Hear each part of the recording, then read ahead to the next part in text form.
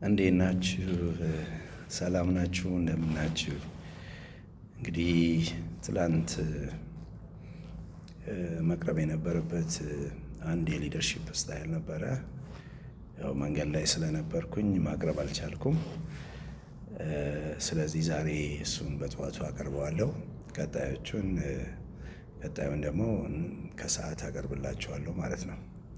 እንግዲህ ዛሬ የምናየው የዚህ ኤቲካል ሊደርሺፕ ስታይልን ነው የምንመለከተው፣ ወይም ደግሞ የሞራላዊ መሪነት የአመራር ዘይቤ የሚለውን እንመለከታለን ማለት ነው።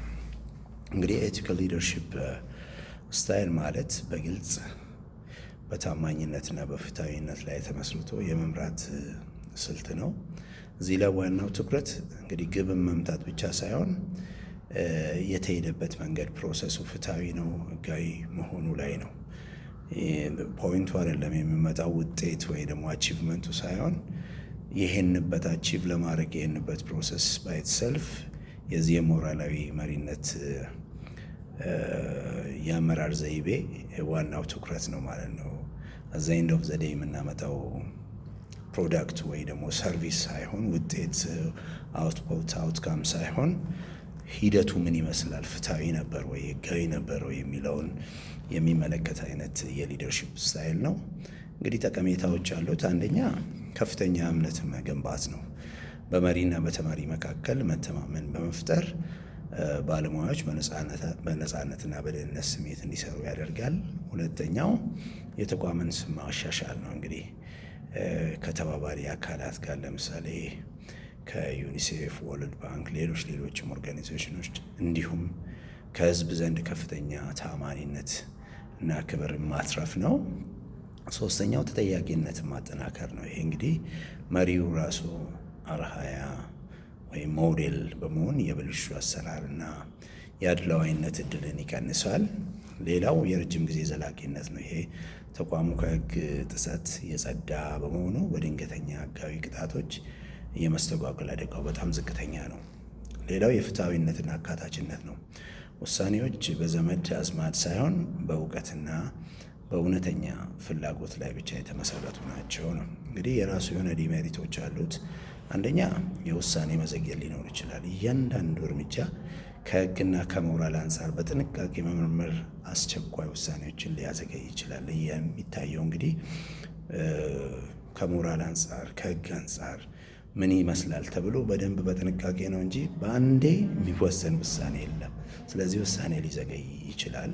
ሁለተኛ ለህግጋት ከመጠን በላይ መጨነቅ ሊኖር ይችላል። መመሪያዎችን ብቻ በጥሬው ለመተግበር መሞከር የአሰራር መለዋወጥን የፍሌክሲቢሊቲ የምንለውን ሊቀንስ ይችላል ነው። ሶስተኛ የግብዝነት ጥርጣሬ አደጋ ሊኖር ይችላል ነው። መሪው ራሱን ከፍ ያለ መስፈርት ውስጥ ስለሚያስገባ በጥቃቅን ስህተቶች እንኳ በቀላሉ የመታማት እድሉ ሰፊ ሊሆን ይችላል ነው።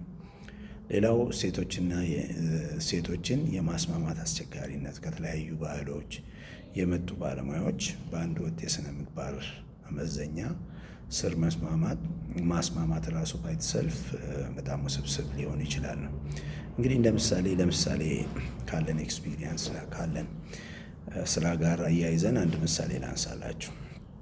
ለምሳሌ አዲሱ የትምህርት ዘመን የ1 እስከ 6ኛ ክፍል አዳዲስ መጽሐፍትና መማሪያ ለትምህርት ቤቶች እየተከፋፈሉ ይገኛሉ። አሁን በምንሰራው ስራ እንግዲህ የተሳሳተ አካሄድ የምንለው በትራንስፖርት እጥረት ወይም በጊዜ ጥብብቆሽ ምክንያት መጽሐፍቱ ለከተማ ትምህርት ቤቶች ብቻ ሰጥተው የገጠር አካባቢዎች ቢቀሩ ይሄ የተሳሳተ አካሄድ ነው።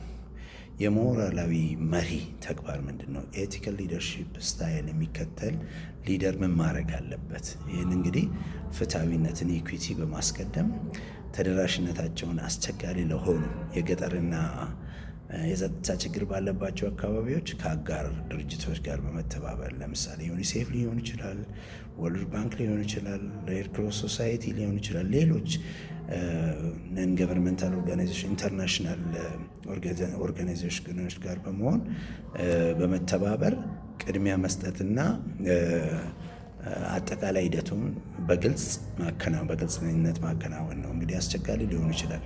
ስፔሻሊ ኮንፍሊክት አፌክትድ ኤሪያ ላይ ይሄንን በሚፈለገው ደረጃ ዲስትሪቢዩሽኑን ማካሄድ ሊያስቸግር ይችላል። ግን ሚንስ ስትራቴጂ በመፍጠር በጣም ሩቅ ለሆኑ ትምህርት ቤቶች ደግሞ እነዚህ መጽሐፎች አጋር አካላት ጋር በመተባበር እንዲደርሱ ማድረግ ይሄ የሞራላዊ መሪ ወይ ደግሞ የሞራላዊ መሪ ተግባር ነው።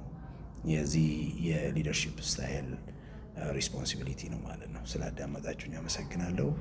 በጣም ቴንኪው። መልካም ቀን ይሆንላችሁ።